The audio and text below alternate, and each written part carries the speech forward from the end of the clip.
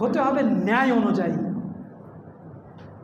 আজকে সমাজ ও সোসাইটিতে যারা বিচার কার্য করে তাদের হাজারো অন্যায়ের সঙ্গে জড়িয়ে থাকার কারণে কোনো অন্যায় তারা বিবেচনা করে না, শুধু টাকার জোরে বিচারের ফয়সালা করবে। কত চলছে। আমাদেরকে এটা করলে চলবে না। আমাদের জীবন ব্যবস্থা ইসলাম, অতএব ন্যায় পরায়ণ হতে হবে।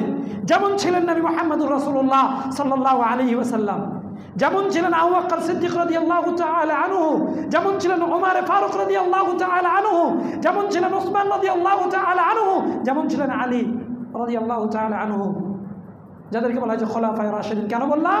কারণ রাসূল আকরাম সাল্লাল্লাহু আলাইহি ওয়াসাল্লাম বলছেন যে এমন একটা যুগ আসবে যেই যুগে তোমরা দেখবে ফাসায়ারা ইখতিলাফান কাসীরা, মানুষের মধ্যে শুধু বিভেদ আর বিভেদ। ফাসায়ারা ইখতিলাফান কাসীরা, তখন তোমরা কি করবে? বিভেদ থেকে বাঁচার জন্য ফাআলাইকুম বিসুন্নাহ, আমার সুন্নাতকে তোমরা শক্তভাবে ধরবে।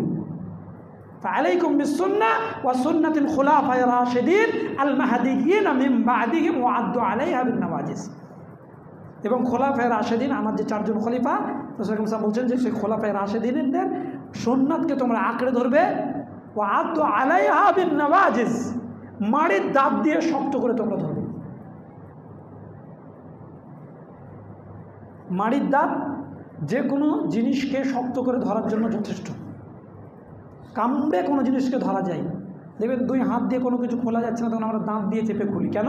এখান থেকে ফসকে যাওয়ার ভয় নেই।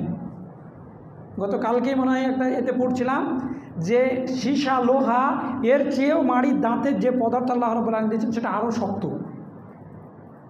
তাহলে সেই জিনিস দিয়ে ধরার কথা আল্লাহ রাব্বুল আলামিন বলছেন। আজকে আমাদের মধ্যে নাই ন্যায় পরায়ণতা, নাই সত্যবাদিতা, কোথায় কোথায় আমাদের মধ্যে মিথ্যা ঢুকে গেছে। আজকে আমরা ন্যায় পরায়ণতার জায়গা তো দূরের কথা, সমাজ ও সোসাইটি তো দূরের কথা, নিজের পরিবারের মধ্যে আমরা ন্যায় প্রতিষ্ঠা করতে পারি না। অনেক মানুষ এখানে যারা আমরা উপস্থিত আছি, অনেক মানুষ এমনও আছি যে পিতা মাতার সম্পত্তি আমি একাই ভোগ করছি, নাই আছি, নামাজ পড়ি সব করি, কিন্তু আমি একাই ভোগ করছি, কারণ পিতা মাতা আমার কাছে আছে। কিন্তু আল্লাহ রাব্বুল আলামিন তো এটা ফয়সালা করেননি, এটা তো আল্লাহ সুবহানাহু ওয়া তাআলার ন্যায়সঙ্গত বিষয় নয়। তাহলে সেই ন্যায়টার জায়গাতে আমি আর মেনে নিতে পারছি না, শুধু তুচ্ছ দুনিয়ার কিছু সম্পদের কারণে।